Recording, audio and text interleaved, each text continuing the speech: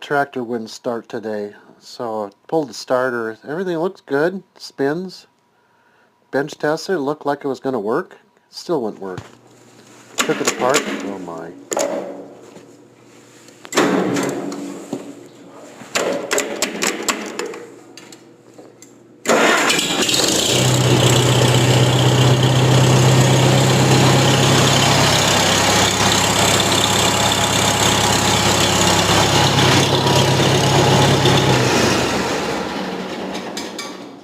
Well, looks like all we need to do is put a new Bendix on that starter.